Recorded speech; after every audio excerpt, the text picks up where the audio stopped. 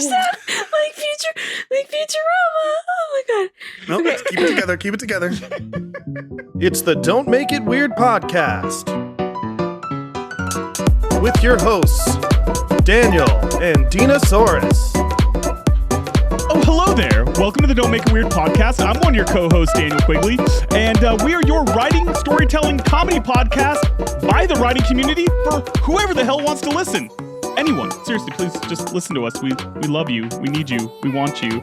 And I'm joined, as always, by my better half, the people you guys are all here to actually see. I'm joined by the dread darling of Dauntless Desire, who's both the dragon and the butterfly, Dinosaurus!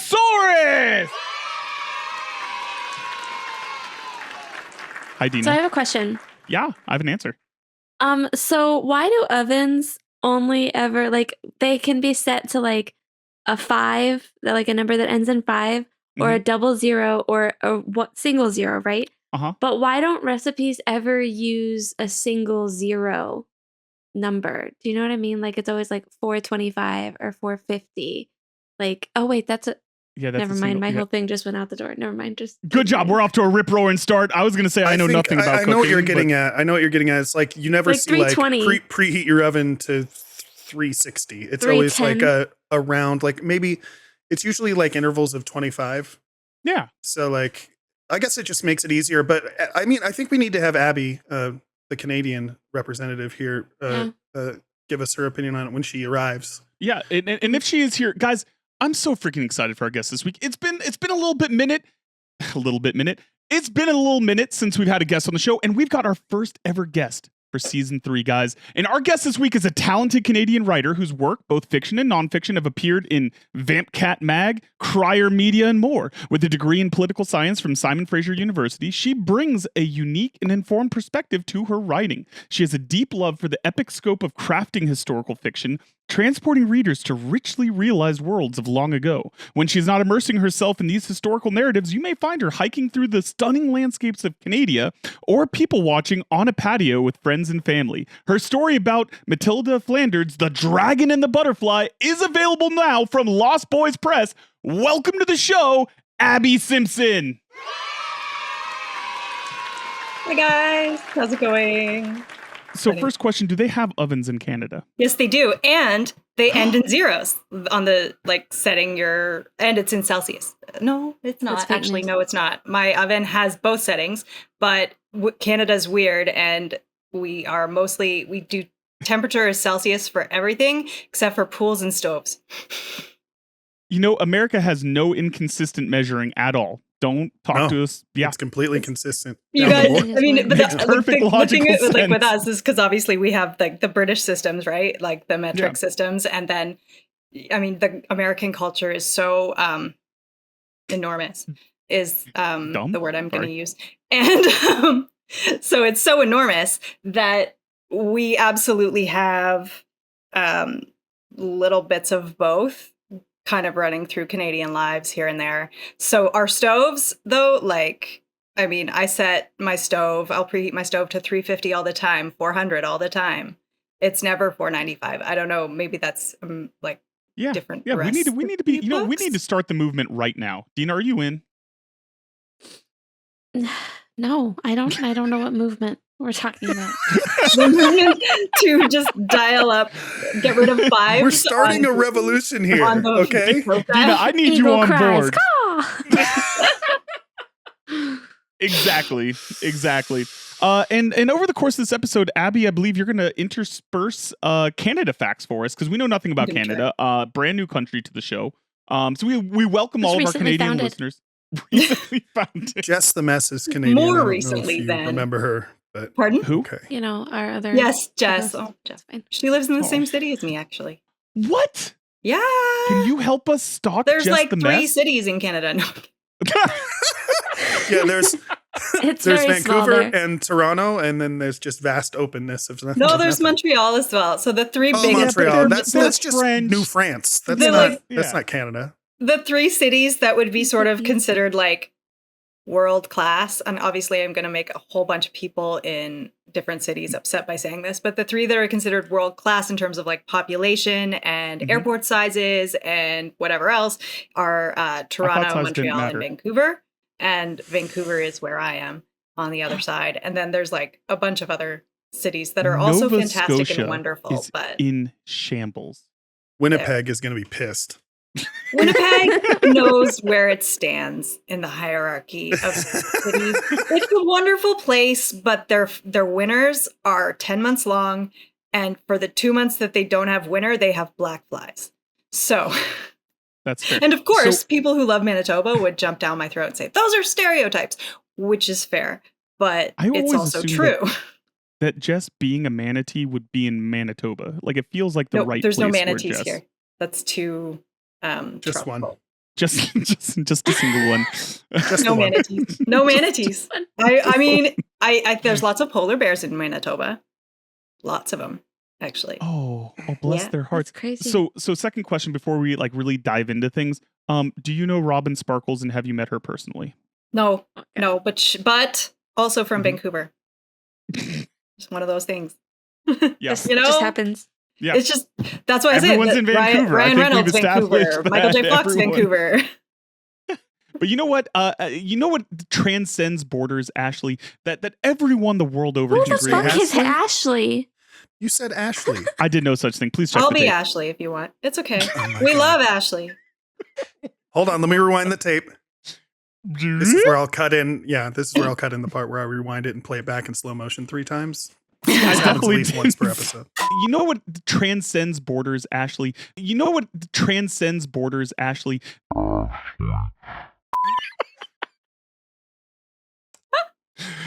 Abby, can I get the first one out of the way? Sean, hit the music. Oh, are we doing this? You haven't even introduced him yet. Abby, I'm sorry. He's sorry. So sorry. I didn't mean What's to get her your name? name wrong. Her name's Abby. Say her name. Abby. Spell it. Abby! Spell it.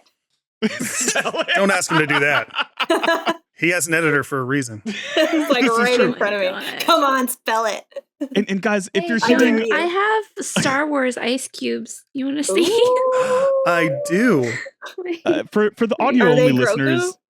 Oh. No, it's a Death Millennium Star. Falcon. Oh, okay, that's you still didn't cool. even have... Yeah. For the folks at home that don't realize, Dina is wearing nothing but a Millennium Falcon. Like the toy is just covering her body. Don't check the YouTube. Don't watch the video. X-Wing. Nice. Yep. Fantastic. Nice. It's a little I sticky. love that. That's what she said. Oh, God. It's like, And that's our first buzzword. And since Daniel hasn't introduced me yet, I'll just jump right into the... No, I'm doing we're this. skipping No, it. Sean, It's too late. Sean, I'm doing this. Come, my Shawnee. Come, my Shawnee. You're my butterfly, sugar baby. Come, my Shawnee. You're my pretty baby. I'll make your legs shake. You make me go crazy. Producer Sean, everyone. Awesome choice, considering Shifty Shellshock, the lead singer of Crazy Town, died 2 days ago. I was going to say, I thought I read that. R.I.P. R.I.P. R.I.P. Shifts. Hello, Abby. Welcome to the show, and Hi. welcome everyone. Shout out Fernando and Shifty. I hope you guys are hanging out. We play drinking games on this show, and I'm going to bring them up now because Daniel already hit us with a buzzer. If you hear that buzzer, sounds like this. That means someone said one of our buzzwords or phrases, and we must drink. Also, we are Buffalo Club members here. That means we all drink with our offhand, and we're all right-handed here, including Abby. Okay. So we'll all be drinking with our left hand. If you catch us drinking with our right hand, let us know in the comments. If we catch one another drinking... Yeah, not a sponsor. Both hands. Nope. You can't do... You can't go both hands. Yeah, that's a one-hander. Yeah. Oh, poor guy. I'm trying to save you guys from getting dinged or something. Or no, don't worry about it. Promo too. No, I'll just blur it out. I'll blur it out don't care because about us. No one wants their brand on us. I do. If one of us catches someone else here in the studio drinking with the right hand, yell out Buffalo, and they're caught. They have to finish their drink. And so we should have a good time tonight with that. Daniel. So Dina, you know what? I'm going to skip every single segment because I have to know. I'm just kidding. Oh my God.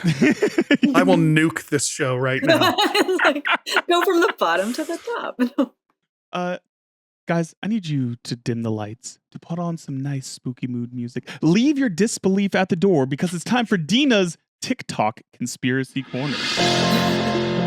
Okay, this one was really hard for me to pick one. All of the presidents are related. Every single one of them, except for former President Trump, was a descendant of King John. All right. You know what? We're going to bring in our American presidential expert, Abby Simpson. Abby? I'm not an American presidential expert, but I do have No, hold on. for like historical genealogy. No, you are. You are. This is a yes and situation, Abby. You have to lean into it. Okay. She spent 8 years studying American presidents. Abby Simpson, please continue. She got a doctorate in it. It's funny though, because I actually do subscribe to the belief that all Western European, if you have Western European ancestry, you descend from Charlemagne. Like, that's not King John, that's hundreds of years later. But I do actually subscribe to this theory. Like, I do. And it's funny, because obviously every tree starts, you're at the bottom of the tree, and then you have parents, and then the parents have parents, and so every branch just doubles all the time. So the odds are actually pretty good that everyone is somehow related. And it makes sense. I mean, giant NWO conspiracy. I'm with you, buddy. I'm 100% with you. It's not even there's like a website. Like there's lots of websites about it. And actually, wow, I can't believe you picked the one thing I'm conspiratorial about. What in the world is with you guys? We got the real one. Yeah, we got the right expert. So, all right, so hold on. I do want to know, because this is my ADHD brain. So in America, when we talk about like rednecks and maybe you're married to your cousin, we think of Alabama and we say roll tide. Roll tide. After the University of Alabama. What is the Canadian equivalent of roll tide? Like, what is the Alabama of Canada? Vancouver. No, the Alabama of Canada is rural Alberta, probably. You got to go to the deep north. Of course, I'm not from Alberta, so of course I would say that.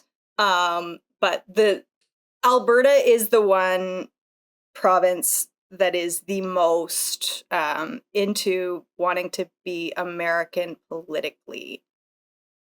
Like that, I get exactly where that Canada great again. Gotcha. The MAGA crowd is growing in Canada. It's MAGA, and like they're like make Canada great again and stuff. Like, then it's just I could rant. I'm not going to rant because it doesn't serve. However, it is ridiculous. And that is that. I am an expert on that.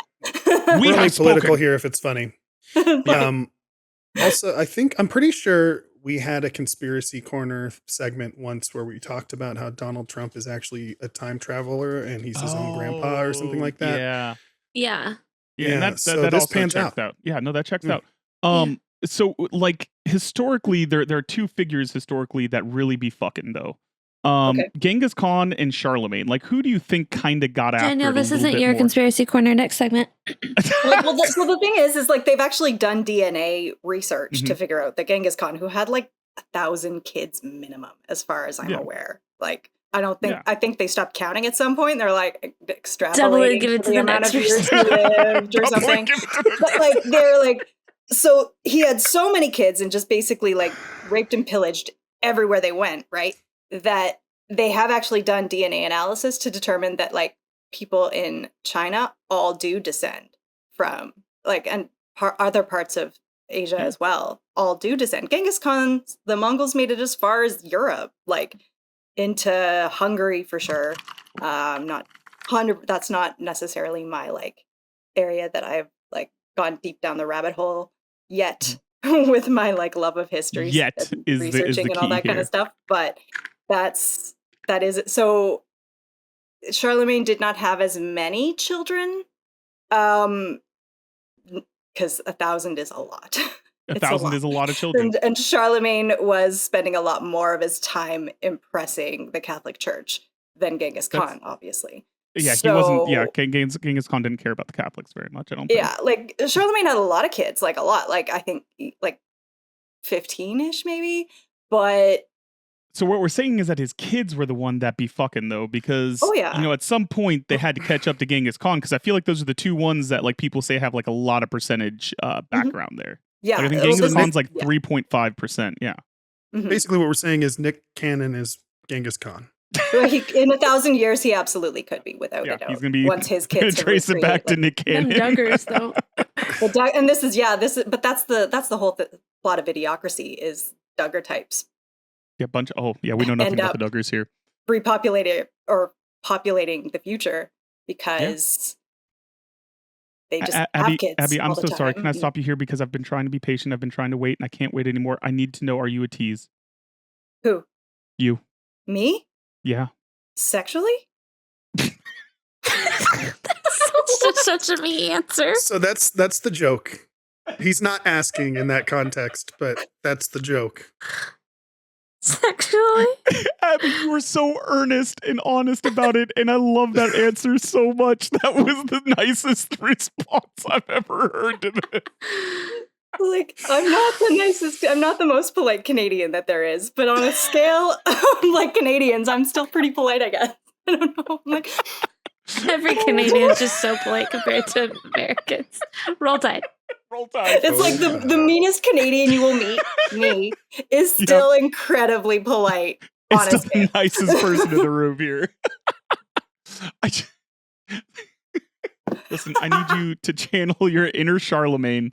I need you to tease the audience a little bit. Give us a taste of what you have in store for story time. Oh, when I tell you all about the time that I went to a Hanson concert with my friend Megan, and every single shenanigan that could possibly happened on the way to this show. Okay. And Thanks at for the story show, time. and then home from the show. No. Tell us no more. No details. I now have to wait for an entire segment before I get the answer to this question, and all I want to hear is about is Hanson. Sean, tell us what we're doing next. Oh, we're going to play a game, you guys, and we're bringing back an old classic. It's called True Confessions. This is a game of deception. Each contestant has prepared 2 confessions. One is true, the other is a lie. The others will choose confession 1 or confession 2. That person will make that confession. Once they've made it, the other 2 will have 60 seconds to interrogate them. Then, the interrogators have to come to a decision. Is it the truth or was it a lie? And you guys, Abby is our guest, so she'll confess first. Dina, you want to ask the first questions and I'll bounce off that? Yeah. Let's ask Abby to do number 1 or number 2. Dina, what do you think? Number 1. Okay, so whatever you had in your mind as confession number 1 is the one you're going to tell us. And it's just a short, succinct confession, like a 1-sentence thing, and then I'll hit the timer for interrogation. Whenever you're ready, Abby. I have seen Hanson in concert 25 times. All right, you guys. 60 seconds is on the clock. Did you have to travel to other cities to see them, or were they all in like your hometown? Oh no, I've traveled. The only time I ever saw them in my hometown was one time when they went to a bar called Cowboys. What does Hanson smell like? I actually don't know, because I've only met them one time and I was too nervous to smell them. Have you gotten stuff signed by them? Yes.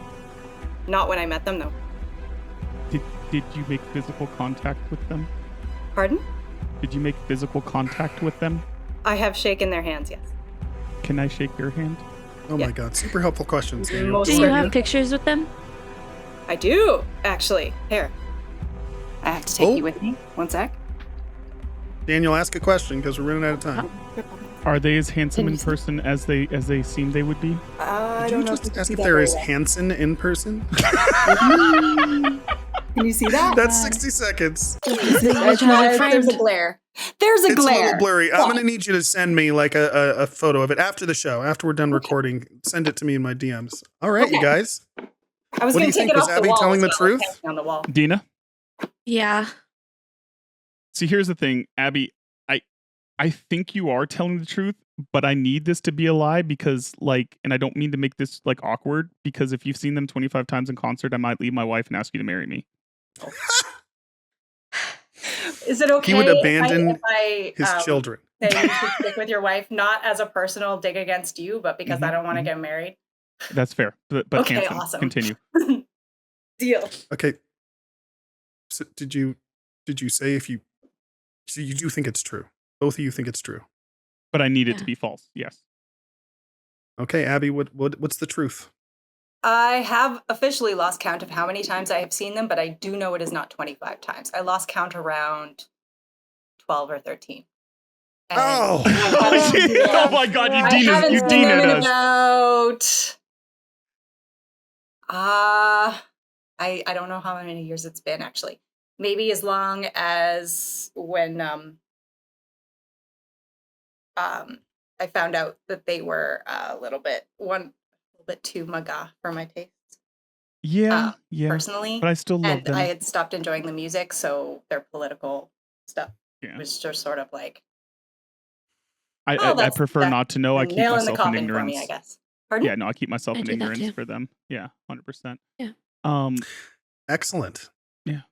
Dina, So do you mind if I go first? I'll go. Thank you. Dina's going to go One or next. two. Yep. Abby, will why ask don't you the first select one or two? and also lead off for the first question. Yeah, so since we're over video chat here, we don't want to step on each other's toes. So Abby, you go first, then Daniel will go, and then we'll go back and forth so you don't like talk over each other. All right, Dina, whenever you're ready. She said two. Okay. Two. All right. Yeah, number two. Okay. Deuce. I once entered a singing competition and won. All right, 60 seconds are on the clock. Abby, go ahead. What song did you sing? Wonderful Grace of Jesus. Sing it. Will you sing it right now? Yeah, will you sing it right now, Dina? Dina, that's my question, actually. No. But you won. But yeah, you won a competition. Dina, All I'd right, like to hear we're the losing song. time. Abby. Question. Another question, yeah. Was it, was it for kids or was it like an adult singing contest? We were teenagers. Okay. How many people were present at this event? Close to 1,000? I don't know. Mm-hmm.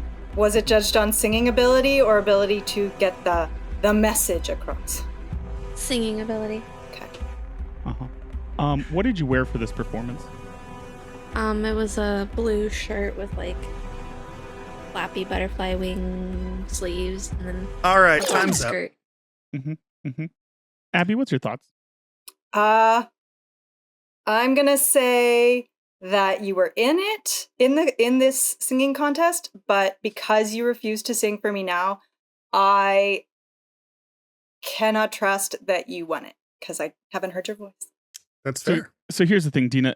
Originally, my first thought was absolutely you're a giant liar and that there's absolutely no way this happened. And then when you picked the song choice, I said maybe actually this could have happened. But then when you told me it was 1,000 people, I said absolutely zero chance this happened. If this was in front of like 20 people in rural nothing Florida congregation, maybe I'd give you this. No chance you sang or competed on a stage in front of 1,000 people. What if it was a gathering of like, I'm gonna IBS from like all many states? Like what if it was like a conference? Even if it was that, she wouldn't have done it in front of 1,000 people. Fair enough. That's fair. Dina? So we did have a competition and we did win, but I was asked to just lip sync at the last minute. But we won and it counted. No, hold on. You said, did you say that you sang? Or did you twist the words to just say that you were in a singing competition? I was in a singing competition. Yeah. And won. Damn. Fuck. That's the She got us with Ken's dick again. Ken's dicked us. I would like to point out that I nailed it, in fact. Yeah, you did. Yeah, you did. It was a conference gathering. Indeed. It was exactly multiple states. that. And I was like, yep, she definitely did participate, but I don't think she won. And here's why, for those of you, if you want to peek behind the curtain, why this is extra misleading, is that we've talked about the fact that we want Dina to do karaoke. That, like, we want this to be a thing. And she's talked about how she will absolutely never do karaoke or sing in front of other people. So, like, Star Spangled Banner, baby. Even I like to sing. Just stand up and say, "Oh, Canada, like baby." Easy. It's such like a singer's like. Beautiful. Oh. Yeah. Okay. Daniel's up. All right, Daniel. All right. Number 1 or Abby, number which 2? one? Number 1. Daniel, go ahead. Number 1. All right. The time ended up at the wrong massage parlor. Oh, who's going first? Me, Abby. Do you want to go first for questions? Define wrong massage parlor. I think you know, Abby. Like a rub. Did you follow through with the happy ending? So I was touched there, and that led me to the understanding that this was the wrong massage parlor. And at that point, I kind of freaked out a little bit. I wasn't very comfortable at that point. You no. On your stomach or on your back? Answer the question, please.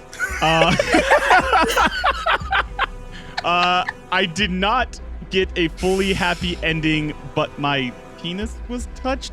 Also, definitely on my back. I don't think that there's like a penis hole like in the table for it to like dangle. No, but I was underneath. like, did they like try and do like a thigh massage and just like reach Guy or around girl? and under? It was like, a girl. Yeah, listen, there's only girls that used to have Allegedly. some massage parlors, allegedly. I have questions about that. 5 seconds. Right there. Abby, go.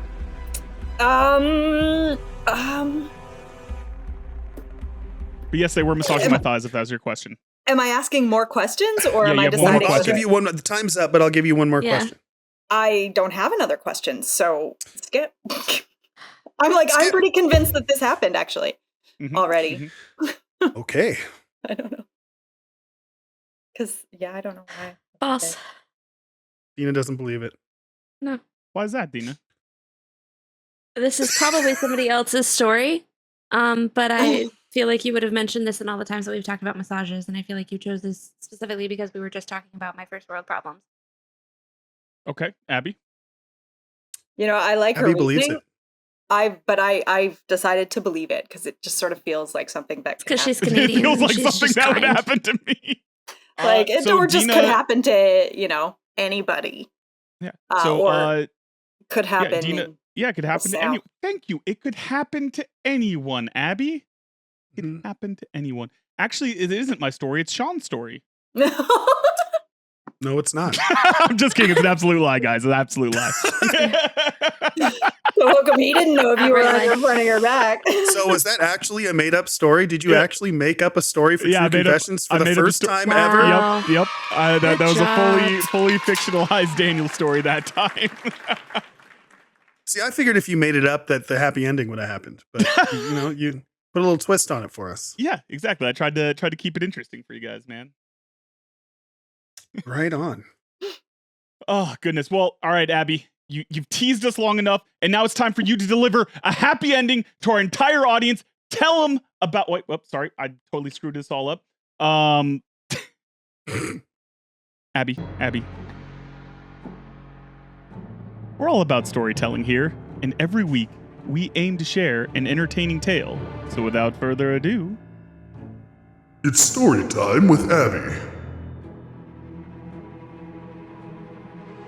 Do I just start talking? Oh, right yeah. now? So I picked this story because I know how much Daniel loves Hanson. I have obviously seen them many, many times. And I've actually made friends that I met specifically like in line at Hanson shows and things like that. Or made friends Are they with also people willing who to be didn't my like friends? me until they found out I was a Hanson fan. And that includes my friend Megan, actually. So she and I met at a music Megan. conference, and I had worked there the previous year. I showed up 2 days later than she did, and she was like, "Who's this girl that everyone loves and knows?" And I've been here working my butt off for 2 days, and then she found out I was a Hanson fan, and we've been like super close friends ever since.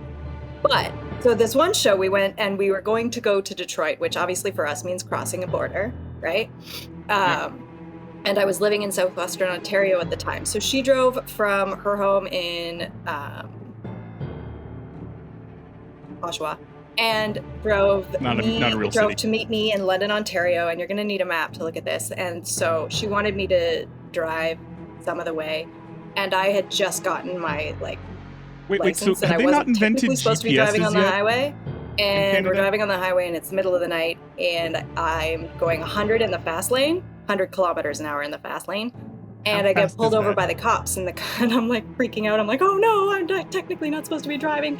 Takes a look at my license, sees how I haven't been driving very long, and gives me a warning. That was fine. So then we are almost out of gas, but we're not at the border yet. And we missed the turnoff for, and I wasn't driving by this point. This was Megan, not my fault. But we missed the turnoff for the service station to get gas, and we needed gas. And so we turned off and we ended up on this like dirt road, and we find an open garage. So like we don't have any gas, but there's a gas station 10 minutes down the road, and we end up coasting down a hill just to get there. Got the gas, get to the border. We're two girls trying to cross the border in the middle of the night, just us in a car.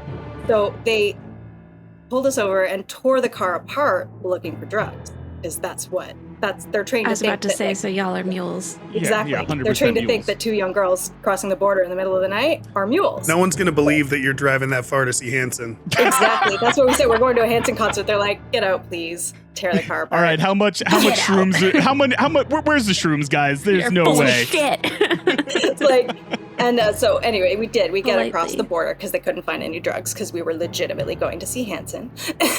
That's only high you need. I'm with you. And we get across the border, and there's like highways in Canada are very modern and large and 6 lanes and whatever else. But we crossed over from Windsor into Detroit, and the amount of like exits and interchanges, we got immediately lost. We found ourselves in like the scariest neighborhood I've ever seen. Just because Detroit? That's everywhere in Detroit. It's just Detroit. It was just, like where those $5,000 homes they talk about are, right? Like, yep. That's that kind of neighborhood. And where we were going to the show was not a better neighborhood. The State Theater across from where the Tigers play is like just a block away from Skid Row, essentially, for Detroit. This is true. And why did we leave in the middle of the night to go to a Hanson show that was the next night? Well, because it was general admission and we had to sleep on the concrete outside of the theater to get close to the front, which was something I participated in but never really cared about. That was something that like was big for Megan and everything. But, I'm doing it because she's my friend and whatever. But the whole day we are just waiting outside, sitting on the concrete, eating McDonald's because there was a McDonald's a block away. And we walked to the McDonald's and every like homeless person in this Skid Row area Detroit, Michigan. You dumb is fuck. looking. Huh? Sorry, continue. Daniel's just being an idiot. Just keep going. So every single time we're like walking towards the McDonald's and like all these like homeless people living on Skid Row are like, what are you white girls doing here? And it's like, Hanson concert. They're like, what's that? So that night, the show, we get in, we're like 2 rows from the front, not even. Megan's like got herself up to the front. And this was like the worst experience I've ever had. It felt like worse than a mosh pit, where when the band came out, the crowd surged forward because they wanted to touch their hands. And I'm like practically like standing like at this angle, right? Like my feet are barely on the ground. And so I like pulled myself out of there. I'm like, Megan, I'm getting out. I can't breathe. I don't like this. This is not fun. So I watched the entire show from the back and just danced around by myself. And at the end of the night, Megan wanted to go and wait by the buses to see if they'd come out and she could like get autographs, shake their hand. And I did not care about this at all. I just was like wanting to kind of go home. Like it'd been a long day and I'd slept on the concrete and, the show was over. I was good. But we realized that she had locked her keys in her car earlier that day. And we didn't realize this until, of course, like 11:30 at night when it's time to leave. The only place you could sleep was the Hanson. So I'm sitting there waiting while Megan is waiting by the buses, and she called AAA.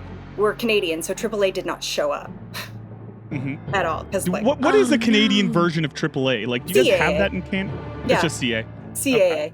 Okay. But AAA, they just didn't show up. So I'm sitting out there and like waiting for AAA to show up while she's waiting for Hanson so she can shake their hands. And then this like random dude comes out of nowhere. He's like, starts talking to me like midnight by now, after midnight. And I'm like weirded out, but he's just like, but I'm like trying not to be like rude or anything. And like, Canadian. Stranger danger. So I'm talking to him and he's like, And I'm like, yeah, I'm just waiting for AAA to show up because my friend locked her keys in the car. He's like, is that your car? And it's a Pontiac Sunfire. And I said, well, that's her car. And he goes, I drive that. And he pulls out his own car keys and unlocks her car with his car keys. And so I'm like, I grab her keys out of the car, lock it up again, run over to Megan. I'm like, Megan, we have to leave right now. We have to leave right now because there is a very creepy man who knows how to get into your car. Like, he could do it right now and take everything. He could take the whole car away. And she's like, I don't want to leave. I really don't want to leave. Don't turn your back on him. He's hiding in the back seat. She's like, she really did not want to leave. And I like had to become like aggressive Canadian at that point. Like, we have to go. We're leaving. And so we finally did golly leave. gosh, I swear I'll be cross with you. Like, I thought you were going to throw your gloves off and then just start fighting. Gordie Howe and him. Yeah. No, Gordie Howe had tricks for me. But so, finally that's over and we get on the road again and we miss the turnoff for the border. And so we're driving towards Ohio. Then we have to try and find a way to turn around. Nobody wants to go there. Like, I've been to Ohio, but I didn't want to go that night. And so we had to turn ourselves around. Then it starts and we get through the border actually pretty okay this time because we're going back home. So they have less like whatever. It starts pouring rain as we get, and Megan is like, I need to sleep because she had to work first thing in the morning and she was going all the way back to Oshawa, which was like 6 to 8 hours away from Windsor. And so she's sleeping and I'm driving and it starts pouring and she wants us, we both want to get back fast.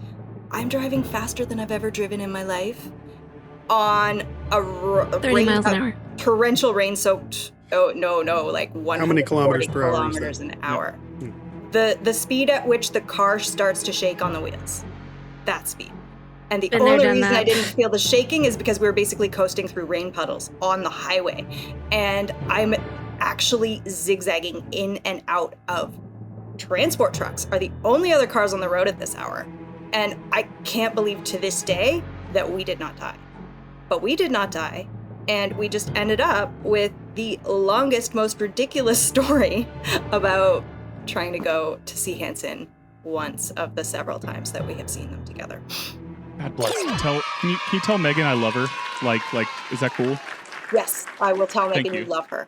And she will say. That was 87 American miles per hour. Freedom. Oh, is that the conversion? Speed. Okay, that doesn't seem very fast. 110 in the easy. rain. In the rain, though. It's Florida, 110 easy. 110 miles an hour. Like, see, Dina says this, but she doesn't leave her house. So yeah, it's like what you're supposed to be going average on like a Canadian highway is 110 kilometers an hour in the fast lane, right? Like, and that's just fast enough that you can like casually wave at people politely. American miles per hour. Yeah, that's interesting. It's funny because I do like how in the US you can have like 60 miles per hour. So essentially, if you are 120 miles away, you're 2 hours away, right? Whereas with Canadian distances, you can't do that. Daniel trying to do the math. You can't, like, with Canadian So Daniel, distances, there's 60 minutes in an hour. Yeah. Go on. So if you're going 60 miles per hour, right?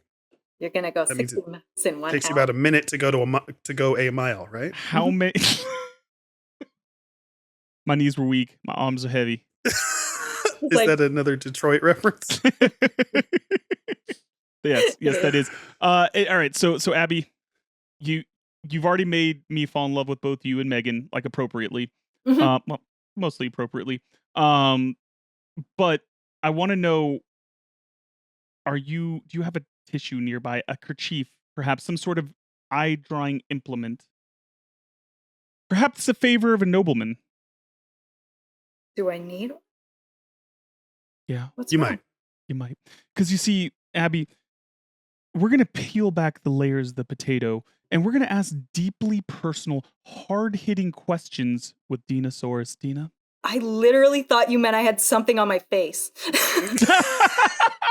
I'm going like, where? What do you mean? This is the best. Abby, you're 10 out of 10. Change nothing. You're perfect. I can't change anything. I don't know how. Fair enough. Yeah, fair enough. Abby, what is the opposite of milk? And don't say maple syrup. No, don't lead the witness. She can say whatever her beautiful Canadian heart desires. The opposite of milk Yeah. is cheese? You know what? I'm with you. All right. Yeah. It's like solid versus liquid? That tracks I to me. would have Sean, said you're- water, but then I would have been like, well, it's not really Sean is our opposite, dairy is it? expert. I'm just, expert of solid versus liquid. Hey, I what's don't know. the I weirdest would- question you've ever been asked? I don't know. Not that one. I'm trying to think. I love that for you. Is this your Pontiac Sunfire? That was a weird one. That was a weird. Oh, let me try. Like, I was like, what do you mean let you try? And then I actually heard that was a thing. Like, other people from like No. that had around I don't wanna know. 2001 or 3. It is a thing. Oh, 2001 to 3 God. Pontiac Sunfires, like that was a thing that if other I people mean, that had dude like could have not worked at just Pontiac. Pontiac. models, though. like, Yeah, like, this guy's like, actually, my name is John Pontiac. no, like Pontiac's home base is in Detroit, Michigan. So no, but like Could be. when I told people about that part, they were like, "Yeah, that's happened before." Like I he totally. just has Yeah. a skeleton key to every Yeah. Pontiac It's vehicle. no, it's That's just how that we- they made them all the same lock for whatever reason. They just hope Did you Oh, know no that one would campers notice. all have the same lock too? That's probably true. That's actually No, like works. I'm dead ass serious. Yeah. Campers have a universal lock. That's I believe it, and it's scary because it's a house. You can change it. Yeah, as Yeah. one should. All right. All right, creeped out. Continue. All right, if you were a kind of soup, what kind of soup would you be? Not maple syrup. Stop leading the witness, Dina. I guess chicken and corn chowder because I like chicken. I like Why? corn, and I'm very Oh. white. Like Okay, pasty all right. color, Perfect. cool. pasty color, Perfect. like a creamy soup. When you pee, do you pee where your feet are on your tippy toe? Where you like go to your tippy toes? I'm sorry, buzzword. Didn't mean to. I was trying to rephrase it. When you like you're sitting on the toilet and you're peeing, do you go up on your tippy toes? Not when I'm peeing, no. What a weirdo.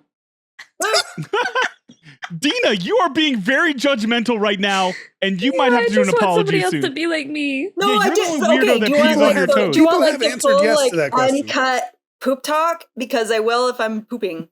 Girls don't poop. That's a fallacy.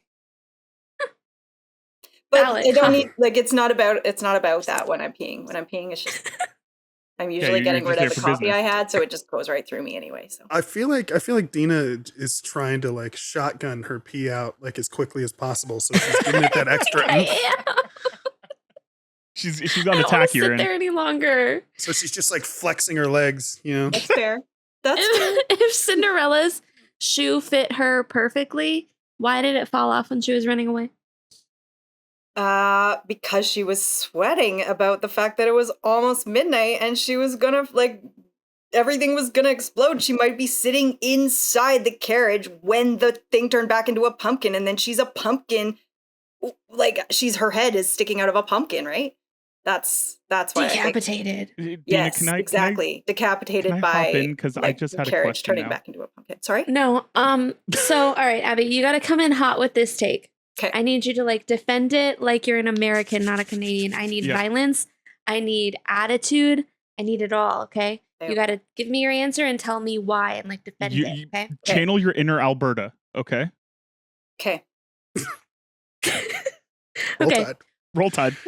Roll Tide. What is the superior form of potato? Mashed with sour cream. She was fucking ready. She said it with her chest. And you Why? can cut up some chives or green onions and stick them in there too if you want to make it fancy. But if you're just working off like, don't use milk, don't use water, use sour cream. So you're saying you mix it in with the mash like while you're making It's it. It the isn't like liq- a topping like it would be on a baked potato, for example. Yeah, you could put it as a topping on a baked Okay. potato, but how great it is with a baked potato just goes to show you how great it is in mashed potato. So it is, for me, sour cream is the liquid that I use when I am mashing potato, because you know how they're like, you She's have a to mash master it of with like liquids and milk or solids. whatever, or like butter, this, that. So 100% sour Skin cream. in or skin like, out? An entire, like a tub that's like this thick, right? You know, one of those Circumcised or ones. not. Use the entire tub. Go for it. Just dump them in there and make it happen. Beautiful. I love it. I'm in. Okay, but like, valid question also, do you peel them or no?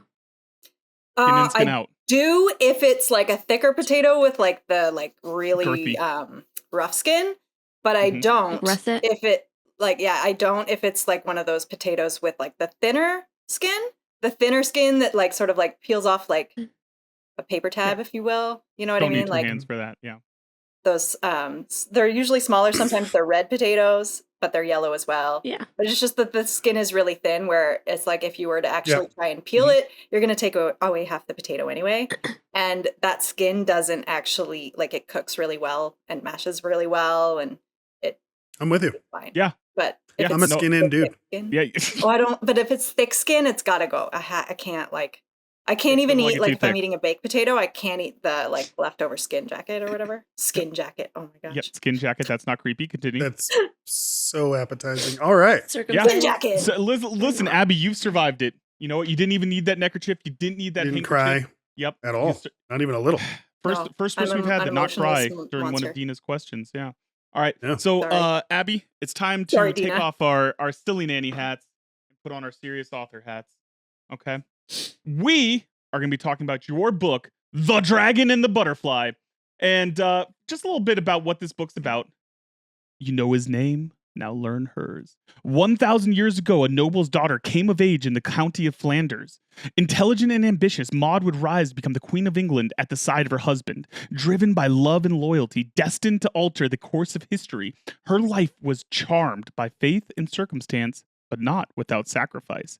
Abby Simpson's The Dragon and the Butterfly follows Matilda of Flanders, wife of William the Conqueror, as she navigates court life, motherhood, and their shared ambition of claiming the English throne. An epic historical saga that sweeps warmly over decades and features a cast of dozens. Matilda's world has never been so richly realized.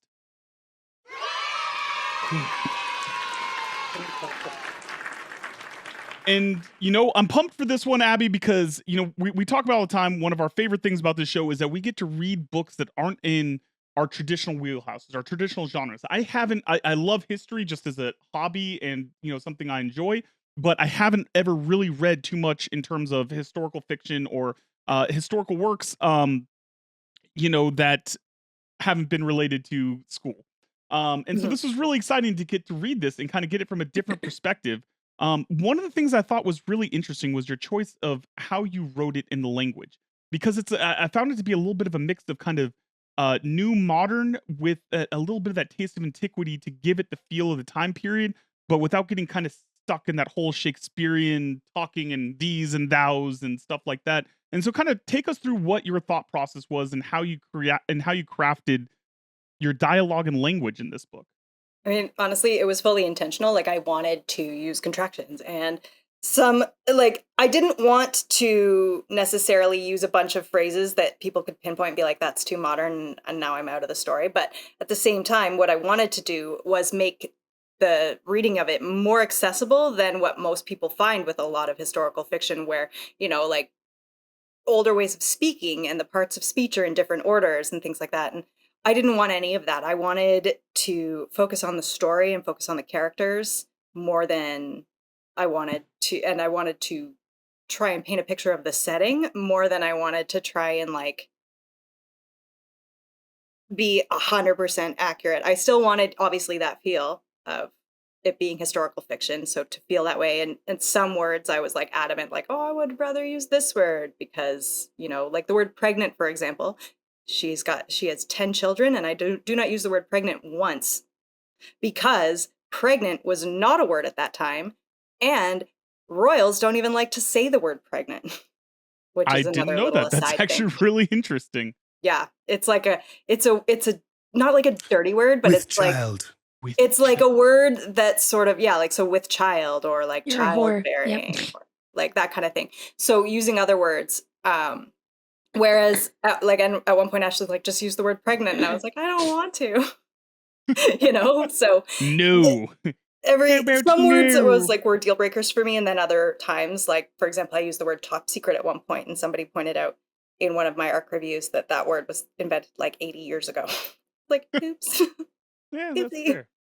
Yeah, it translates to the Did it take a lot of time to research all of this as you went, like finding like out that the word pregnant was not used or whatever? But did that take Yes, a lot of time? it did. I mean, How and much but time? the thing is like I wasn't quantifying the research that I was doing like time-wise because I was interested in all of it, obviously. And so I'm interested in like the characters and I'm researching their lives and their histories to incorporate it into the narrative. And then as I'm going through on edit passes is where I'm like trying to pick out phrases that sort of stand out to me as like maybe too modern or, you know, just doesn't quite fit. So that's when I'm looking up things like researching when the word pregnant became part of etymology, like when that was a word that people started saying. Even like and I was anachronistic with a lot of character names as well, which was another choice just because I really like there's too many characters that had the same name for one, so I had to go with some nicknames in certain cases. And it just also I feel like the name of a character doesn't there are certain things where you shouldn't change the name of a character, like changing a samurai to his name is Steve. Don't do that. Don't do that. There's no need to do that. But if Steve you're the like Samurai. reasons Yeah. for changing the name of a character are because you're trying to make it so that the reader can differentiate between different characters on the page, I'm okay with that personally, obviously, because I did it. But No, I and just that makes a lot of sense. And like one of the things I thought was just really kind of interesting in your story is that I feel like one of the biggest like you know there's a deep romance sat beneath this, but you know it's not the traditional my first love, my love at first sight. You know, all throughout it there's that theme of the second person, the one after that. You know, there is love beyond the first person that kind of makes your heart flutter. You know, what was it like kind of instilling those themes and kind of taking a different take on romance in this story? well, I mean, honestly, that was her story, her life story. So like part of it is like it's fun for me to tell that kind of story, but at the same time, like it's also what her story was. So that's what the story was going to be, right? Like I wasn't going to change that around. Um, I mean, I may have invented some of the specific details about it, but the general gist and like the trajectory of that relationship is historically accurate, right? So for me, it was like, it was fun to sort of tell that story because I think a lot of people can relate to falling for the wrong person, right? Like, and just sort of dealing with that later. Never had that experience. Neither has Dina. No, Nope, never. never. We're absolutely sarcastic here, Abby. Well, I Sarcasm. have We have incredibly fucked bad up a lot. taste in men, so it's happened to me before. Once or twice. Oh well. Say la Yeah, vie. once, twice. But Yep. yeah, that's like so. For me, it's like it was fun to tell the story, but it was also the story that had to be told, right? So it's not So like did that take like a lot of excuse me, did that take like a lot of emotional investment as you were doing all this research and then having to like sort of invent but also just following facts at the same time? no, the like so what I love about when I'm writing historical fiction is that I actually have these real historical facts and events to sort of act as like Right. guides, right? So they're like pins in your plot that like this all of the stuff leading up to this pin like has to happen. This has to happen. The pin has to happen. So everything that you're writing has to sort of make sense for that, right? So it's nice as a guide in that sense, right? Yeah. Because you know where the story is going. You just have to get it there. So Yeah. I And do really sorry. enjoy that. And so I want to ask one more question before we kind of get into a fun reading segment that we're going to do here in a moment. But one of the things I thought was really fascinating, just because I want you to talk about like a little bit about what it was about Matilda Flanders that drew you to her, that you wanted to tell her story. Because one of the things that you hear all the time a little bit is that there's when people want to write or talk about badass female characters, they're always the sword swingers, and Matilda is, but she's a badass in a very different sort of way. So what was it that kind of drew you to her?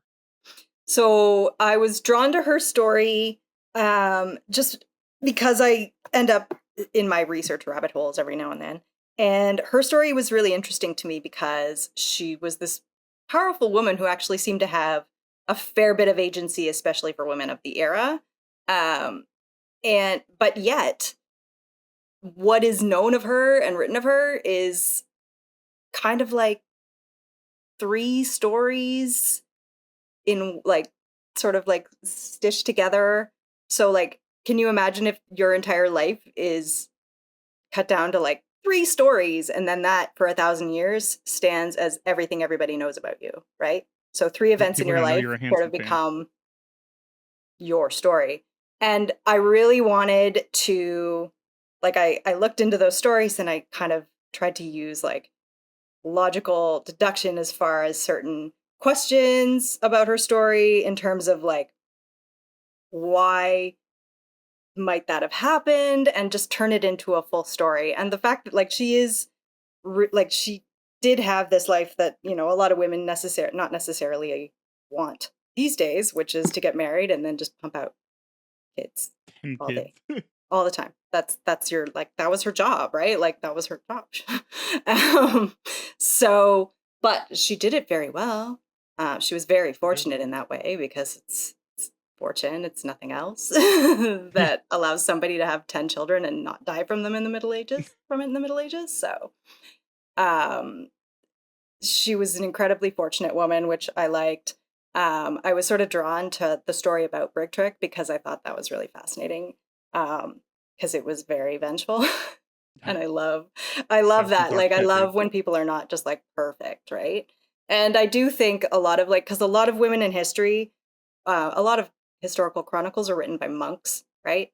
So a lot of history is written from a very religious perspective, right? A very Christian perspective, in terms of like, women are seen as good or she-wolves, like, and if they are good, it's because they are pious and they donate to the church and they give to the church. Well, Maud did all those things. She did. She was very pious, religious, gave to the church. But I also feel as though women were sort of given one of those 2 options. Either you're very pious and good, or you are a she-wolf. And there's no in between. Like, the church did not get into like the at-home life of these people, you know? So like, when they're writing these chronicles, a lot of this sort of day-to-day stuff, plus chronicles, were written for interested patrons. So how true they are is essentially like, if I had somebody write my autobiography and I told you what to put in it, or like, you know, like if it's like Harry's Spare or whatever, right? Like Prince Harry writes Spare, but he gets a ghostwriter to do it, but he's writing the whole thing,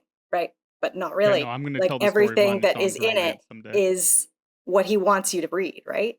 He doesn't like, and for everyone, I'm not trying to pick on Prince Harry, but I'm just saying, like, every single chronicle, you sort of have to read it, and then you'll read chronicles from the same era, and they'll tell the same story in a completely different way. So you're kind of like parsing all of these different sources for like 2 truths. Like, if this is true and this is true, then the actual truth is somewhere in the middle, kind of thing, you know? Yeah. So. Well, you know what? We're going to get to the truth right now, Abby, because it's time. You had a brilliant idea. So as you guys know, we like to read little excerpts from the books here. And Abby requested a special little twist. Abby, what did you want us to do today? I asked if you guys would read the first part of chapter 12 and gender swap it. Done. If there's one thing me and Dina like to do, it's swap genders. I love it. It's like, I mean, honestly, though, in reality, like, and this is not a knock against Dina at all, but Dina has much more conqueror energy than you, Daniel. That's 100%. Abby, He's you know my what? bitch. You know what? Our marriage is off. I'm sticking with Megan only from now on, Abby. Okay? He's a little squishy gummy bear. I will let Megan know that I found her a husband who's already married, lives in a already state. Married husband. We can talk about a throuple Lives in situation. It'll Georgia. be great. I did. I tried to set up Megan with a friend once, and she ghosted him, and I felt really bad. That's my biggest fear when I set people up. Is that they'll ghost each other. Shout out to my brother Just and my don't friend. do it. I'm never going to set anybody up ever again. Like, that's the truth. I mean, Jason's That's got a fair. good now, Yep, so that's fantastic, and he doesn't need my help. But I tried to. All right, All right, you guys. Let's get into character here. All right. Daniel will be playing the part of Maud. Dina will be playing William, and I will speak the narrator parts. And Abby will just enjoy, as all of you will. Are we ready? Yes. Should I do the? I should do the fucking the over the top British voice, shouldn't I? Okay. Yes, please. Oh, good one, man. Where's Tom when you need him? 1 second in. I'm going to get a lot of these words wrong. I'm just throwing that out there right now. Here we go. Maud probed William's stoic gaze as they rode toward the reedy lake on the way to Zeebridge. Moving quickly to the countryside to avoid chase by Flemish guards, William slowed his speckled horse. When they reached the woods, Fitz, Beau, and Monty, his faithful stewards, rode a safe distance behind their duke. Why did you propose to me?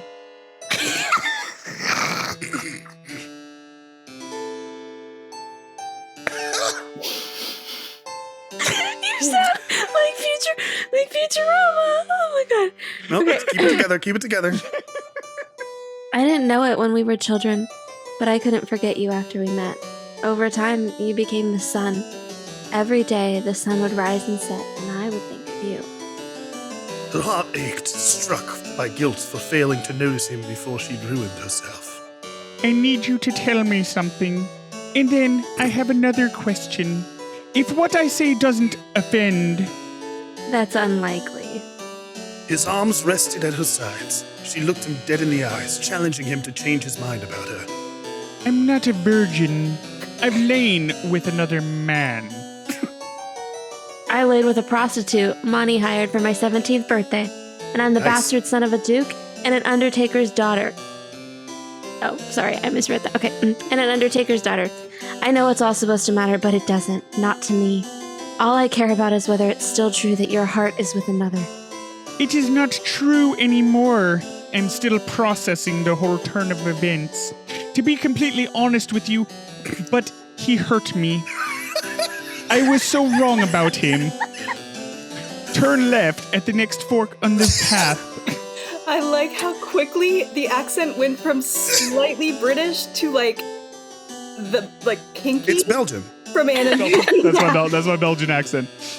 William took her direction, holding the reins of his arms tighter around her waist than before she confessed. You said you wanted to ask me something? When you proposed, why didn't you say something as romantic as, you become the sun? She looked back and caught him blushing. I should have waited to speak to you and your parents myself. I'm not great with words, and I couldn't bear to have Fitz and Monty be the ones to tell you I felt that way. So, it's he thinks you would be a divine duchess and wishes for no one else to fill the role? You might as well have reminded me my mother descends from Charlemagne and Alfred the Great. You murdered my cousin, Duke Elaine. Told you years ago I'd make a suitable wife. Maud rolled her eyes and William's face fell. Duke Elaine was right about you, Lady Maud, but he couldn't have known how I'd love you. We're here. She blushed as they came upon the lake. Jumping from the horse, William tied the leather reins to a tree before helping her step down. Her torn skirt billowed in the wind as she surveyed the familiar lily-pad-dotted lake surrounded by tall reeds along the shoreline. I'm sorry I threw you from the horse. And ripped your dress. And about your lip. Reaching for a silk napkin attached to his leather belt, he wet it at the lake's edge before handing it to her. The sharp taste of blood pierced her tongue as she dabbed her lip with the cloth. I'm sorry to have insulted you, but don't worry about my robes. My legs felt trapped in the fabric. Next time I'll ask permission first. Not to rip your... His cheeks flushed with embarrassment, but Maud found herself smiling. They sat together in the grass as she spotted Fitz, Beau, and Monty in the brush, far enough away to be out of earshot. They'd rather be back at the wedding where there's plenty of wine, believe me. They just go where I go. Ideally, they go where we go. And where would we go? Chuckling, she flashed an inquisitive eye. Anywhere. Where do you want to go? The man I fell for was an Anglo-Saxon. I know it's Britrick. I saw your interest when he brought you and Judith to Normandy, and Addie confirmed it. I've been in love with you for the thought of England since there it Lady is. Elma stayed with us years ago. I've had to have a few days to think about it, but when I saw him, I think I connected with him, a place I'd always dreamed about. But I was a fool to think my future was with him. If it's England you want, we'll get it. King Edward is old and childless. He shares my Norman blood through your beloved Lady Emma, and we grew close when he and his brothers spent their exile at my court. But he'll be more inclined to make me his heir if I have a wife who shares his Wessex blood. Earl Godwin is a snide man with more power than he deserves, and most of his sons are a disappointment. I might have to battle for it, but I could get used to the idea of finishing what my father started. The English people deserve a better fate than if the Godwins take the throne. Boom, baby. That's fantastic. All right, Abby, what kind of notes do you have for us? How was my Belgian accent? I have no notes You for went Dina. 100% Dr. Evil. Dina nailed even the inflections. Dina nailed it. Nailed it. I connected with him. Yeah, you absolutely. No notes for Dina. My notes for you Yep. are pick one. Pick one accent. Listen, But- I only know one accent for Belgium, and that's Dr. Evil. That's the Actually, only you just showed us accent. you know about 3. Yeah, That was at least 3. that was 3. You just don't know when to use Yeah. or when you are using which one. No, that's honestly that was fantastic. I loved it. And yes, I thought it was like Pinky, but it was definitely Dr. Evil. And it's Oh, there was some Pinky in there too, but There yeah. was he- one Pinky alone. So like, It went I'll like- tell you this. like English to Pinky to Dr. Evil to like Irish, right? Daniel wanted to do Goldmember first because he thought that Holland was adjacent enough to Belgium. Yep. And then I was like, well, Dr. Evil's Belgian. And then he was like, oh, I'm 100% doing Dr. Evil. Dr. Evil. He's a Belgian. Yes. Technically, no one in my story is Belgian or Dutch Flanders was because they isn't don't Flanders? technically exist yet. They could be don't Frisian. exist? One of them is. Well, Yeah, there is you a Frisian. stupid bitch, Daniel. Learn, Damn. learn history, but not like You silly bitch, are you, Daniel. Like, you love history, but are you like I love like military history? Like I love retracing battles. No, and see, stuff? I like the individual stories in history. I'm not Yes. like I'm not as big into like, oh, look at the military tactics of, freaking Tiberius or whatever crap. But Timaranja, yeah. Timaranja, Mhm. yeah. No, but A legend. I like the stories. But I'm gonna Google Abby, that. you've survived a couple rounds of questions. We've gotten to listen to a little bit of your book, but now it's time for a segment that Dina is always incredibly prepared for. Off the wall questions. Dina. She's Nothing. bouncing off Somebody the walls else again. go. Oh my god, Daniel, help me. Go. Dina, would you Dina, like can to I go go first? first? Yeah. She is nothing. All right. Abby, No, 'cause- I got it. I actually got it. Dina's I going to actually go got it. first. Okay. Yeah. fuck you, Dina. If Dragon and the Butterfly was set in the Bluey universe, what kind of dog would Maud be? Oh, you're wearing a Bluey shirt. Maybe that's Oh, where my shut mind the went. fuck up. Shut That's the what you fuck thought up, of that. Dina. That's I like think fucking Steve subconsciously Carell it saying, was. I love lamp. I And love then he's it. like, No. did you just say that because So- you saw the lamp? So here's the Oh. mind map that happened actually. Okay. I was Wait, like, wait. Wait. Dina's mind map. Mind map. so I was like, I need a British cartoon that's for children. It's Australian. But And continue. I thought of Piggy, and I was like, or is it Piggy? Same difference. Are you talking about Peppa Whatever Pig? the British pig is. Peppa Pig. I don't know. Peppa Pig. Peppa? Peppa Pig, not Piggy. What the What about fuck? Arthur? Um, Isn't that Yeah. Fuck English? Arthur. No, fuck Arthur. Arthur? No, King Arthur is an English legend, but No, Arthur. that's not what I'm talking about. is no, from, like, we're talking about Arthur with the fist. Massachusetts. I love Abby's so polite. She's like, these dumb Americans might not know who King Arthur is. I legitimately, no. Like, I know who Arthur the Aardvark is as well. We get PBS. I know that. Yeah. Come on. So I was like, Peppa Pig. No, I don't like Peppa Pig. That bitch has an attitude. And then She I was does. like, what's another British show? Bluey. No, Dina, that's Australian. Well, this could be just adjacent enough that nobody will connect what was happening in my head because I didn't want to use Sesame Street. Fair enough. I'm in. Let's go And then I Bluey was universe. like, oh my God, Yeah. Daniel has the Bluey shirt. Maybe that's where it came from. Yeah. So unfortunately, I don't have like children in my life. Like I don't even have nieces and nephews and stuff. So I've never watched Bluey. am Why do you have kids? remarkably Same. unfamiliar with. I have I have no children. like I know that Bluey's like a big deal and like it's like the But what kind of show dog right would now. Maud be? So she Just would like a be, and I'm dog. not like super up on like dog breeds either, but she would be intelligent. She would be loyal. She would be. She Saint sleeps Bernard. late. She sleeps a lot. So not a golden retriever. Is what Not you a golden retriever. Yeah. So Too intelligent. like very Blue tick intelligent. hound. Which one?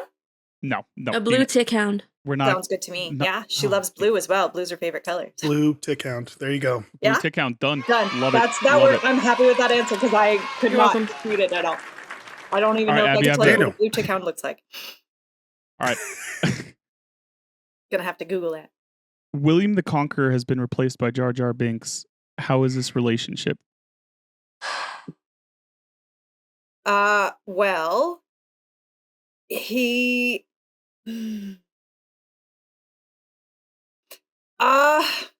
Please answer the question, ma'am. I don't think that Jar Jar is gonna have the same effect on Maud when she's vulnerable and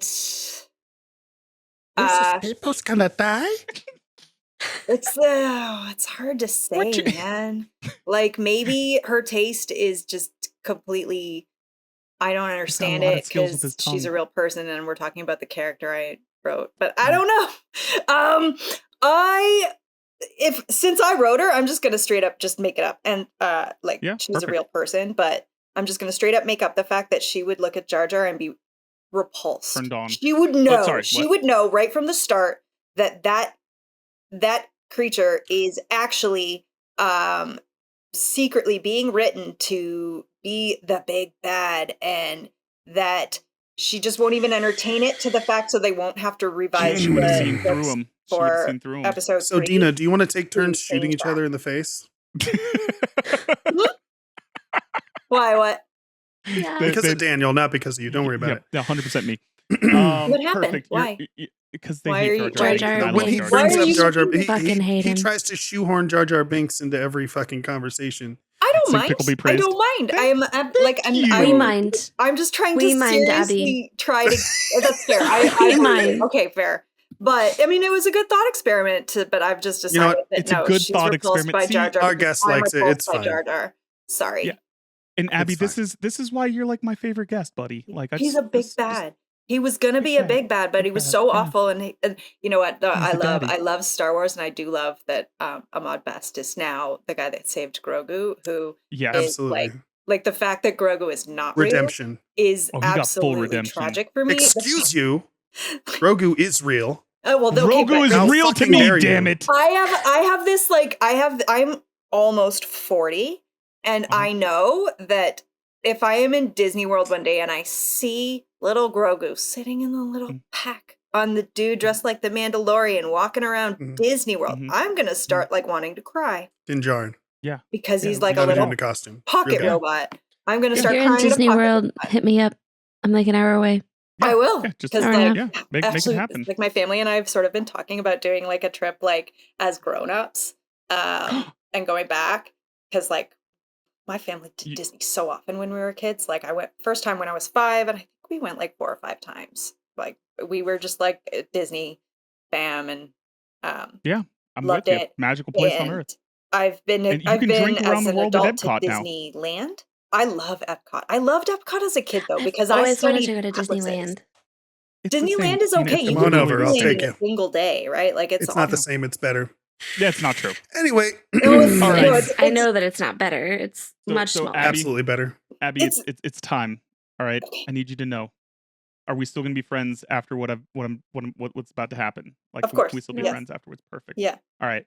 I Unless need I'm you to Hello, ladies. get your most Canadian accent together. I need you to go full Canadian for me. Because each week we delve into some of the most cringeworthy erotic literature in history, often handpicked by the Literary Review, a renowned British literary magazine, in a segment that we've dubbed Cringy Copulation. We showcase real excerpts from real books were genuinely intended to be taken seriously. This week's passage comes from I can't even pronounce this book. Priapia by Anonymous, and will be narrated by our guest Abby. Regarded as one of the earliest examples of erotic literature, regarded as one of the earliest examples of erotic literature, the Priapia, or Carmina Priapia, is a collection of 80 and, in some editions, 95 anonymous short Latin poems in various meters on subjects pertaining to the phallic god Priapius. Phallic, baby. They are believed to date from the 1st century AD to the beginning of the 2nd century. Check those DMs, Abby. Historical porn, baby. Let's go. Slid into them DMs. Okay. Is my camera off if I look at it in a different Nope. window? No, you're good. Okay. Camera stays on. All right. Mask stays on. Okay. So I just start reading now? Yeah. Okay. Yes. Cringy copulation. Me roomy Lydia's private parts surpassed the lusty dray horse's elephantine arse. Wide as the schoolboy's ringing iron hoop, vast as the ring the agile riders stoop, and leap through neatly, touching not the side, as round and round the dusty course they ride. Capacious is some old and well-worn shoe that's trudged the muddy streets since first was new, stretched like the net the crafty fowler holds, and drapery as a curtain's heavy folds. Oh, you know what that is. Mm-hmm. Loose as the bracelet gemmed with green and scarlet that mocks the arm of some consumptive harlot, slack as a feather bed without the feathers, and baggy as some ostler's well-used leathers. Relaxed and hanging like the skinny coat that shields the vulture's foul and flabby throat. 'Tis said, while bathing once we trod love's path, I know not, but I seem to fuck the bath. Erotica from 1AD, baby. I was like, this is not actually that bad. But I got you gotta wait till the end. So Dina, thoughts on 1AD porn? I didn't understand any of it. It was is this, very tame. was this originally in Latin and then translated? Because it's awful poetic and rhymey for something that was translated. So it had to have been doctored to like maybe a little bit some more poetic. like understanding. Yeah, instead of bath, they had basin in there or some shit. Yeah. Some garbage. So listen, Dina, basically the long and short of it is that he is describing in poetic terms a woman's very large ass, and then that she's got a very loose vagina, and that he fucked her in the bathtub, but she was so loose that he was pretty sure he was just fucking the bathtub. Now, did you understand that yourself, or did you read that in like a synopsis of this? I'm not a complete moron, guys. She said you're a dumb bitch. I did not say that. I am asking whether or not you figured that out yourself, or if you read it somewhere. What was the red and green thing? I don't know. I think that was just a rhyming thing to add Let's see. Let's read it again. Where's the red? Loose as the bracelet gemmed with green and scarlet. Yeah, I don't know that. Anal beads. Dina's Oh, got it. gee, yeah, Dina. Yeah, anal beads. Oh, yeah, could be. Yeah. Yeah. Listen, even in 1AD, Yikes. girls be freaks, yo. Like, I don't, Everybody be freaks. Everybody be freaks. I mean, baggy as some ostlers will use leathers. We do not have sex, right? So that's the one thing. We don't like to talk about how much sex we have, but humans love sex. Well, Dina's already is making sure she's going to tell Zebra that she's had sex exactly one time in her life, and that was it was Immaculate Conception. Oh, you're right. I'm the Virgin Mary. Is that sacrilegious? Is this sacrilegious? You tell me. Is it sacrilegious to like say outright that the Virgin Mary was definitely not a virgin? Yeah, she was getting after it. That's definitely blasphemy. That's blasphemy. And guess what, Abby? You I was are already now going to hell. What? You are kicked out of the ILBP. That's all right. IBLP. Based on everything I've heard so far, I would want to be kicked out. Please. Yeah. Potato, tomato. But yeah, potato, tomato. It's not hard to get kicked out. Especially if you're me, who outright says God does not exist. Yeah. I'm certain that they would not let me in the front door. Yeah. Yeah, I could see how they might have some problems with that. Yeah. That's okay. All right, 100%. All right, Abby, I need you to lock in here. All right, I need you to lock in. We have 1 second. We have a proud tradition on the show. You have 1 second to sell the world, even those assholes up in Alberta that aren't real Canadians. You need to sell them on your book. You can lie. Several awesome Albertans who are real Canadians did buy my book already, and I'm fine with they're awesome. And that's. I was gonna say that address came up a lot. Alberta came up a lot. Yeah. Alberta.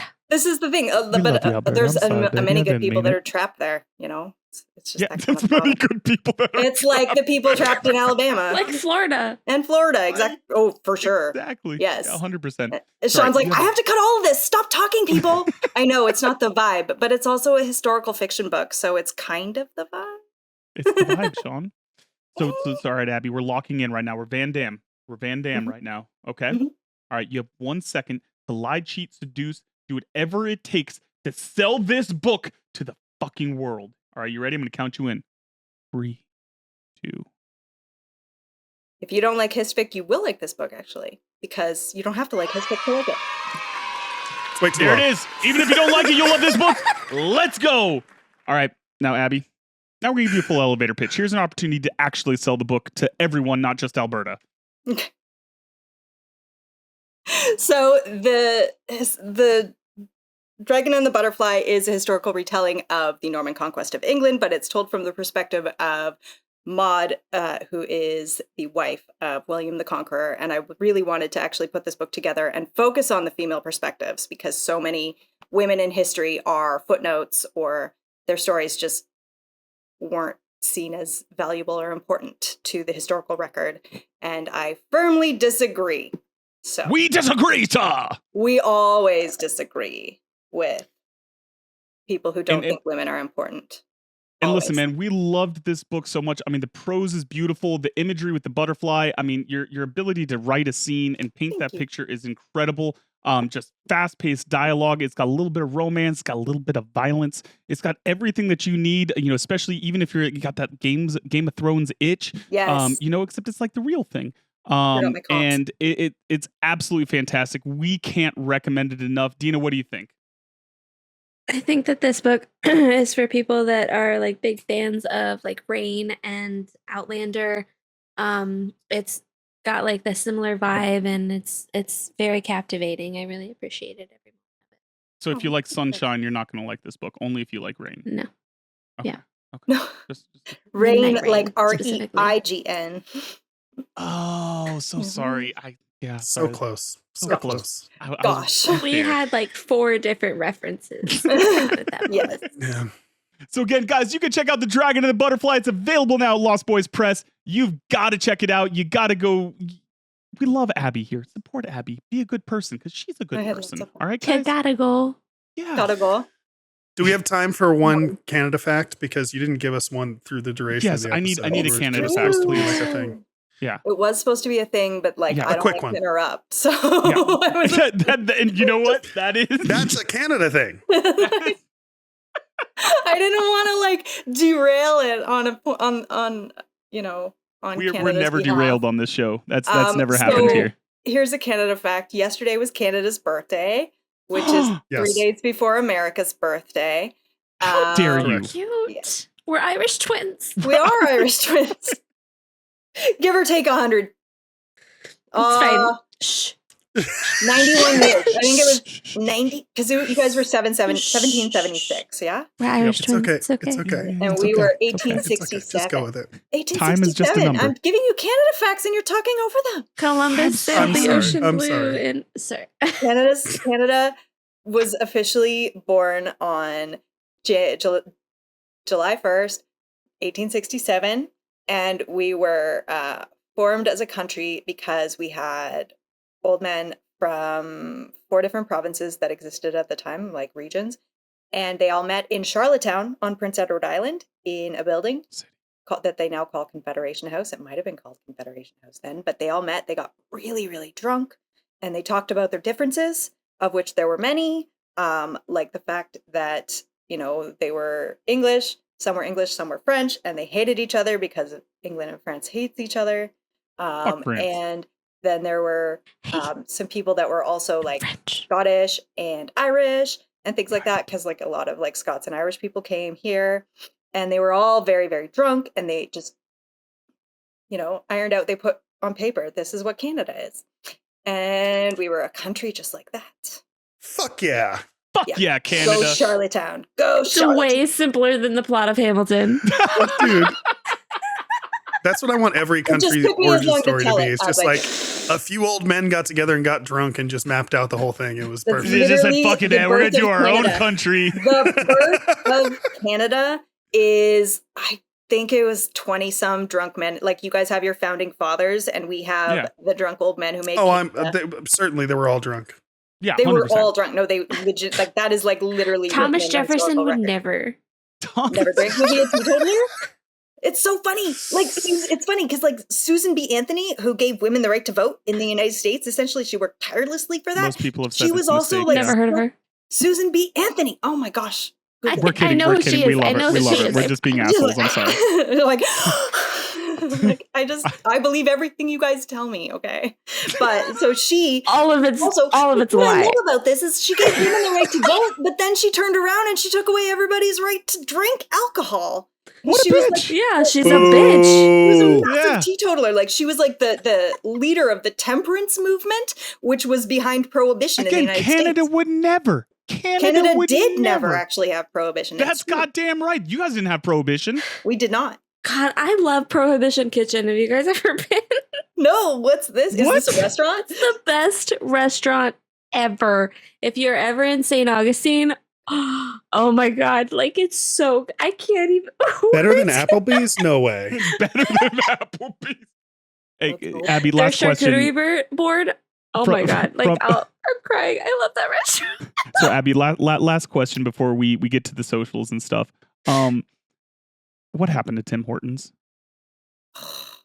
Okay, the real answer is it was bought out by a conglomerate of massive companies, the bad for capitalisms, the big ones, too big, that just like buy up, and like, so all the competition disappears, but they also got rid of the things that made it like Canadian. Like, they started making the donuts smaller, like cooking them smaller to save on money.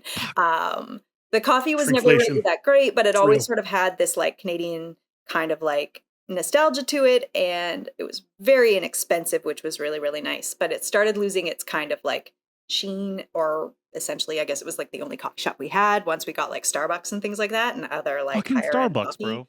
So it started then trying to like compete with other fast foods. So then you had Tim Hortons, which was coffee and donuts, bringing in things like pizza and Bullshit. Oh no. like wraps and other things, and like Stay in your lane, Tim. They Come tried on, burgers for a Tim. while. Like they tried burgers. So Dina's done. She's like, bye. No. She's like, yeah, fuck you, Tim Hortons. That's what happened to Tim Hortons. They got too big, that's and that once they kind of got too big, because they got bought out by this international company. Go ahead, leave and come back real quick. Put them elsewhere. Yeah, Dina right? lost her. Yeah.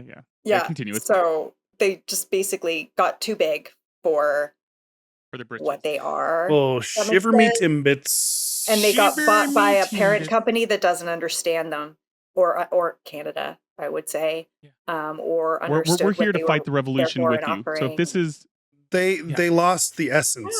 They did. They lost the essence. They did. and you know what, we're They here to lost fight the this essence battle. of what made them special. So now the only thing that Canadians love about Tim Hortons, or I mean, some Canadians still love Tim Hortons, but like now, like Sell we'll out. see, like they're opening brand new Tim Hortons in the UK, like all the time. So we're like, hey, CanCon. They just opened one in Georgia, bro. They opened one in Georgia. See, this is the we thing. got Like one. they wanted, like they No way. sold. They sold there. When I was growing up, there were Tim Hortons like in border towns in like Michigan, New York, like whatever, like hugged the Canada border. Canadian You'd girdle. maybe get a Tim Hortons in one of those cities, right? But now it's like fully international, and it's only fully international because they had sold to this international company that wanted to expand But part of expanding is, you take a lot of the quality of your product and you sort of like stretch your dollar. So the quality cheapens a little, all those fundamentals. Yeah. No, I get you. And I'm with you. And thank you so much for giving us the Canada facts. Thank you for standing up for Tim Hortons. And we're going to go to war with them. But Abby, this has been Have you been to Tim Hortons now that it's in Georgia? I've driven by it. I need to go. But you should go. You should go. You should try it and form your own opinion. Be part of that. Yeah. I do personally think that their donuts are still better than like any American donut I've ever had. I think American donuts are too sugary, like way too sugary. We'll have to do a comparison. Yeah, have you seen how this is overweight like if we you are? had like Krispy Kreme tried to go into Canada and they couldn't get in because of Tim Hortons. Krispy Kreme is a national institution, and I will not have it be. Daniel, hey. Yep. Where can the folks find us? All right, guys. So we had Abby on here. Check out the Dragon and the Butterfly. Abby, where can the folks find you on the interwebs? They can find me on Twitter / whatever he wants to call it, at Abby the Tweet. You can find me on Instagram and Threads as Abby the Gram. You can find me on TikTok, though I don't do a lot of video posting because I don't like to. It's very stressful. Same. But I will hopefully start posting more things there. That's Abby the Tick. I'm sensing a theme here. I pigeonholed myself when I came up with Abby the Tweet, and I love. Yeah, she got Abby the OnlyFans as well. It's a great name. You can't be Abby the Tweet over on other places, right? Like you could be, but I decided not to be, and then I pigeonholed myself into this weird thing. So it is what it is. But yes, I love it. Perfect. I have Dina, started putting my last name you? on things, so you could just find me that way. You can find me on Twitter at Dinosaurs D. That's D like D's nuts. D! And you can find me on Twitter at Dan Q Writes Thing. That's Dan Q Writes Thing singular, or It's I guess Danky. Danky Writes Thing. Abby, as a Canadian, how would you pronounce my name? Dan. I mean, because you put the Q as capitalized, so I did sort of read it as Dan Q Writes Things. But I like Dank. I think that's fun. Dank's the right answer. All right, perfect. You can find me on Threads at Daniel Quigley Author because I did not have a theme and I didn't think this through. Producer Sean, where can the folks find you, buddy? You can find me on x.com at Chase Holdu. And what you having for dinner tonight, bud? Pierogi with kielbasa and some sauerkraut and probably some green beans and some bacon. Tomorrow. Would you like some sauerkraut, German boy? All right. And sorry, South Park song. But it's fine. Anyways, Abby, we love you so much. Thank you for coming on the show. We can't wait to see you guys all again soon. Was that Blame Canada that you were singing? No, I should have done Blame Canada. Yeah, I should have done that. Don't Make It Weird with Daniel Quigley, Dinosaurus, and Sean Holden. Produced and edited by me, Sean Holden. Theme song by Amaria. Incidental music and sound effects provided by VoiceMod, as well as the YouTube audio library. You can rate and review this show on Spotify, Apple Podcasts, Good Pods, and wherever else you download your podcasts. Got a question for Daniel or Dina? Call the Don't Make It Weird hotline at 347-69-WEIRD. That's 347-699-3473, and leave us a message.